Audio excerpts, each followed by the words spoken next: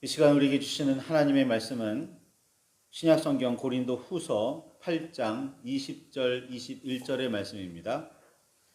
고린도 후서 8장 20절 21절의 말씀입니다.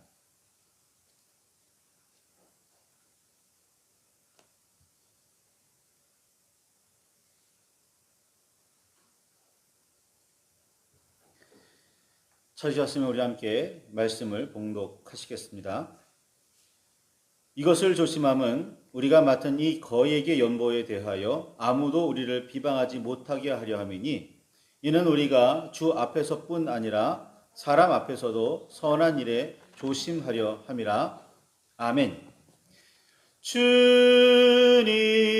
우리의 마음을 여시어 말씀을 깨닫게 하옵소서.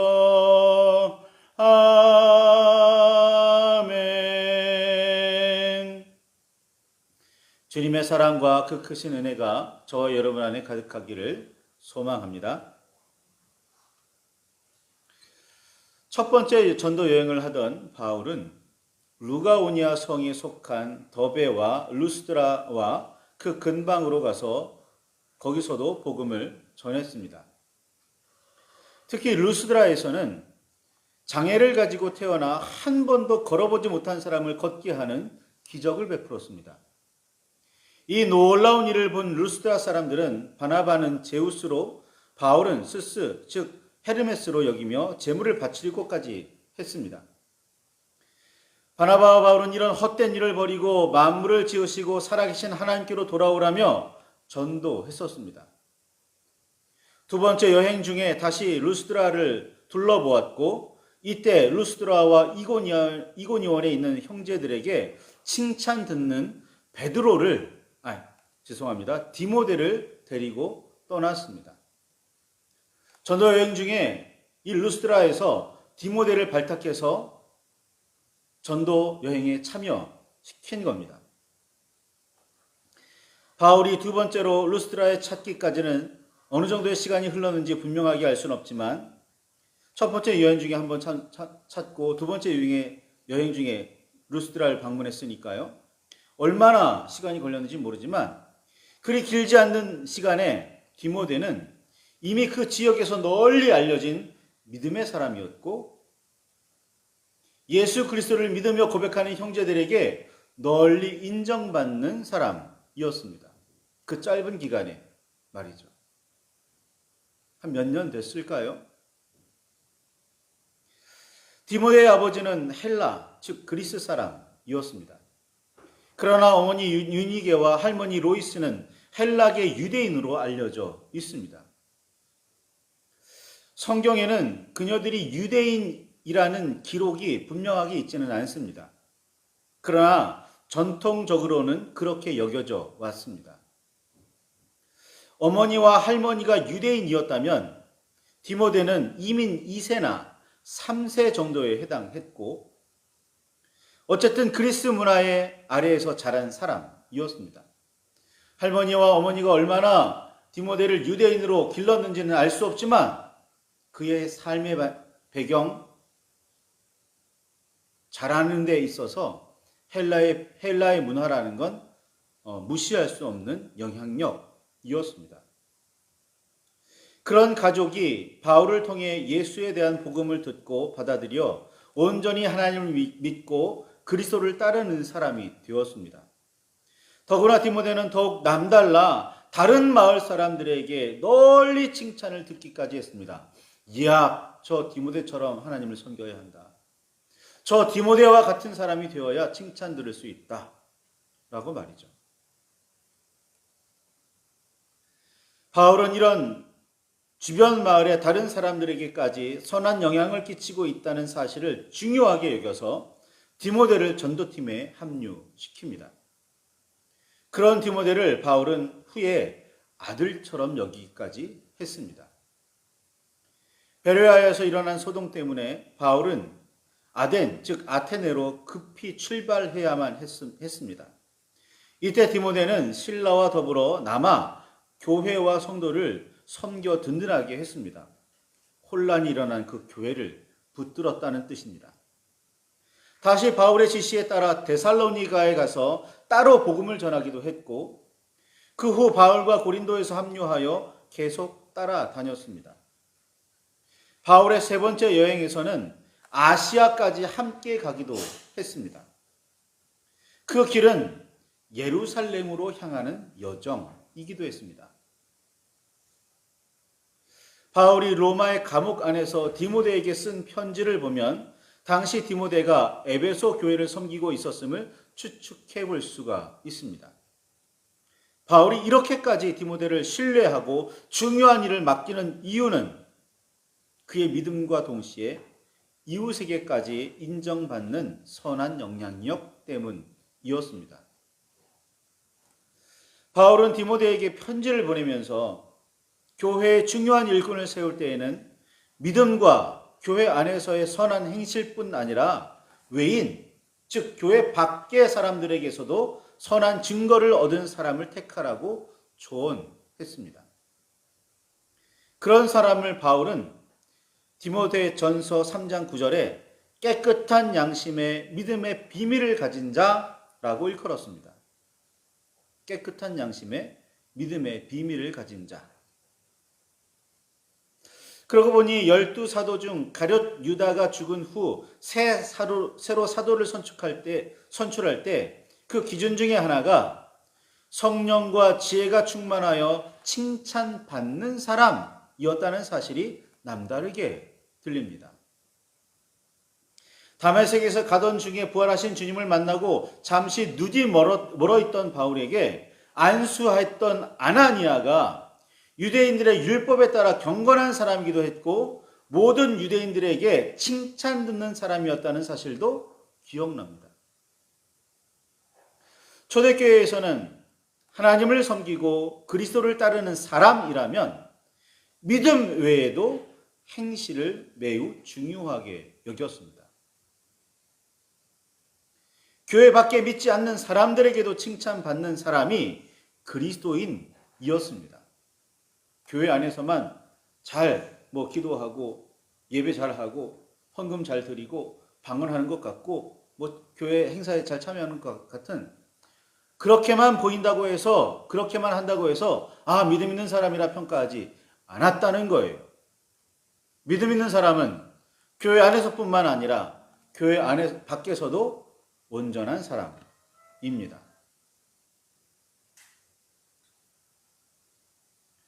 그래서 너무나도 당연하다는 듯이 바울은 로마서 14장 18절에 그리스도를 섬기는 자는 하나님을 기쁘시게 하며 사람에게도 칭찬을 받느니라 라고 말할 수 있었습니다. 빌립보 교회에 편지를 보내면서는 빌립보 4장 8절에 형제들아 무엇에든지 참되며 무엇에든지 경건하며 무엇에든지 옳으며 무엇에든지 정결하며 무엇에든지 사랑받을 만하며 무엇에든지 칭찬받을 만하며 무슨 덕이 있든지 무슨 기림이 있든지 이것들을 생각하라 라고 권면했다는 사실이 새삼스럽지도 않을 정도입니다. 그리스도를 따르는 사람은 하나님을 섬기는 일에는 여호와께 인정받아 착하고 충성된 종이라 일컬어지는 사람인 동시에 이웃, 즉 하나님을 믿지 않고 그리스도를 따르지 않는 사람들에게도 바른 행실과 선행으로 칭찬받는 사람이 되어야 합니다. 사도 바울은 당시 전도 여행을 다니면서 혹은 다시 돌아보면서 나아가 교회를 세우고 성도들을 든든하게 하면서 이 점을 계속해서 강조하고 또 강조했습니다. 오늘 우리에게도 이 가르침은 매우 중요하게 여겨져야 합니다. 예수님께서 선한 사마리아인의 비유를 들어가시면서 유대인이건 아니건 선을 행하고 어려움에 빠진 사람을 돕는 자비로운 사람이 바로 이웃이라고 가르치신 목적과 이유를 깊이 묵상하시기 바랍니다. 연보란 자기의 재물을 내어 다른 사람을 도와준다는 뜻입니다. 그런 목적으로 모은 돈이라는 의미도 있습니다. 그래서 세번역과 공동번역은 연보를 구제금이라고 표현했습니다.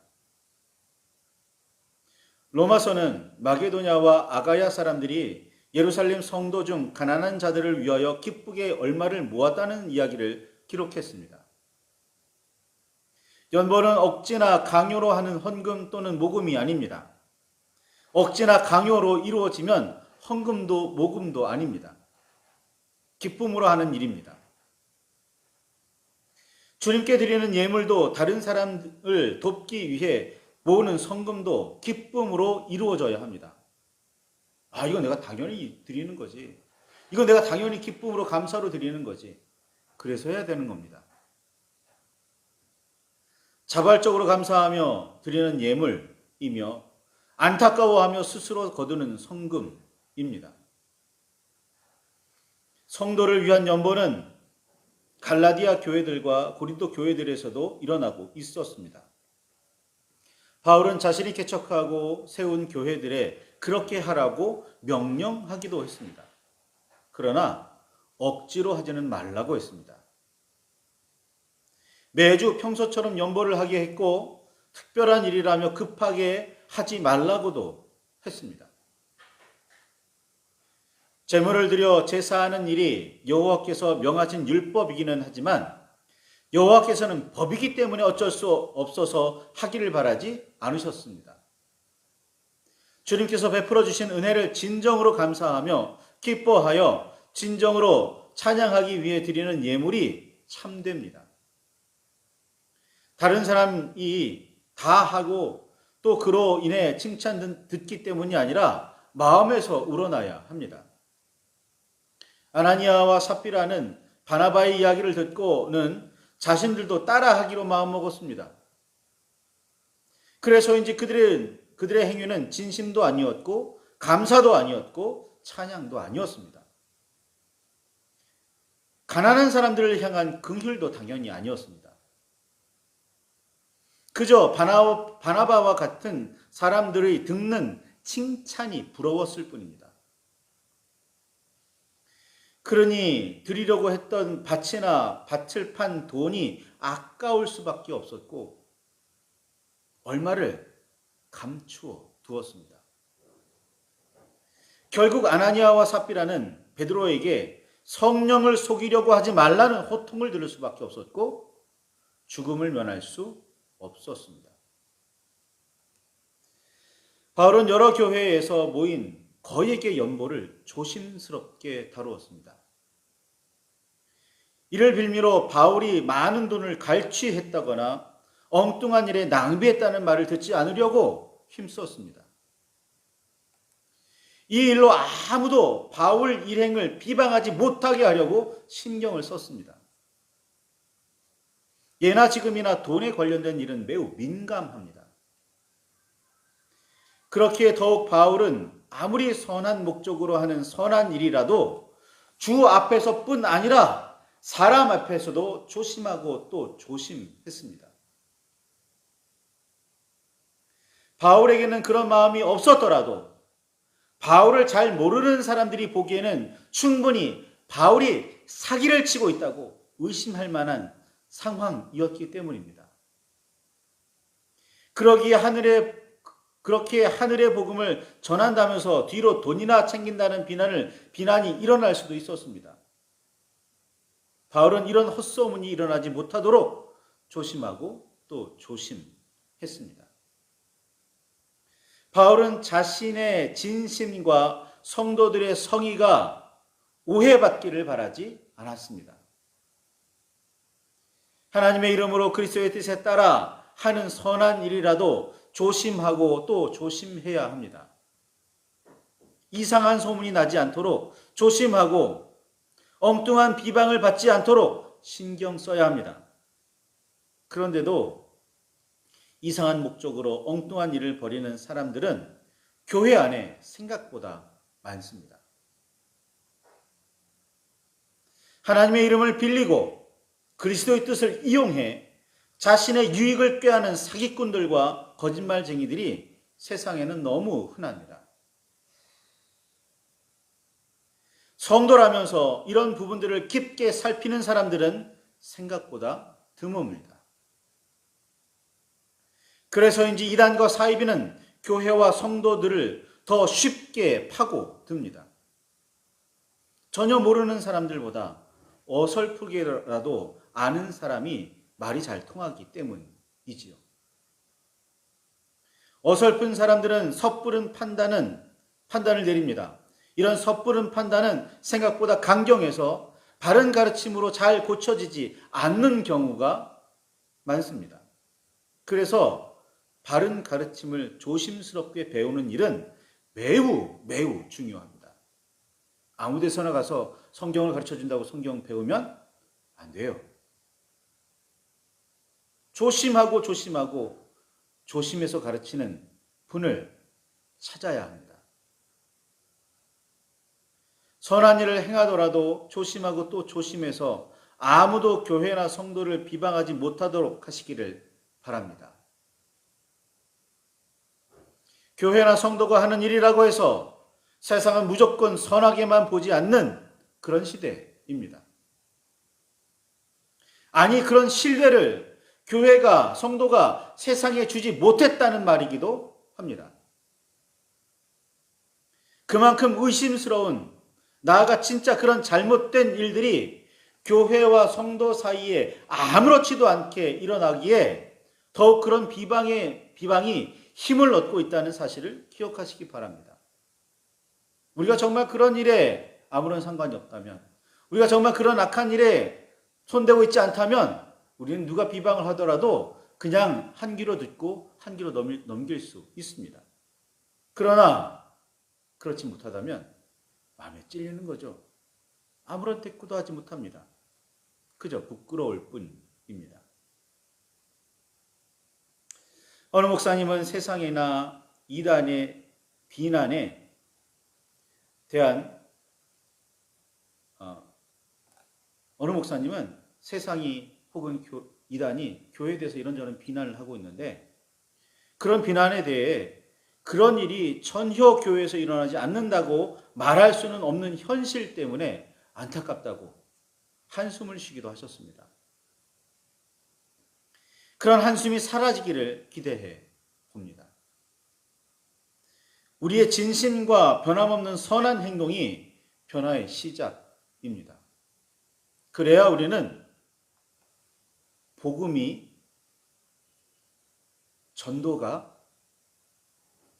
그런 성도들의 행동과 교회의 열심이 세상으로부터 비방받지 않는 세상을, 그런 현실을 만들어낼 수 있습니다. 바울은 조심하고 또 조심합니다. 아무리 선한 일이라도, 아무리 하나님께 영광이 되는 일이라도, 아무리 세상에 선한 영향을 끼치는 일이라도 조심하고 또 조심합니다. 그래서 하나님께는 온전히 하나님께는 영광이 되고 온전히 사람들에게는 사랑을 끼치는 일이 되기를 바랍니다. 오늘 우리는 어떤 자세로, 어떤 마음가짐으로 신앙생활을 하고 계십니까? 나만 잘 되면 된다, 나만 잘하면 된다 라고 생각하고 계십니까? 아니면 나를 통해 소금의 맛이 전해지고 빛이 비추어지는 역사가 일어나기를 소망하고 있으십니까? 말씀을 붙들고 깊이 묵상하시기 바랍니다. 기도하시기 바랍니다. 진정 나는 하나님의 뜻을 받들고 있는지, 예수 그리스도처럼 살고 있는지, 바울처럼 조심하고 또 조심하며 어떻게 해서든지 하나님께 영광이 되고 세상에는 그리스도의 사랑이 전해지기를 힘쓰고 있는지 깊이 묵상하시길 바랍니다. 온전히 하나님의 뜻이 우리의 삶에서 일어나고 이루어지고 온전히 그리스도의 복음이 세상 가운데 선한 것으로, 아름다운 것으로 선포되고 교회의 모습과 성도들의 모습이 아름답게 비추어지기를 소망합니다. 깊이 말씀을 묵상하시며 결단으로 기도하시기를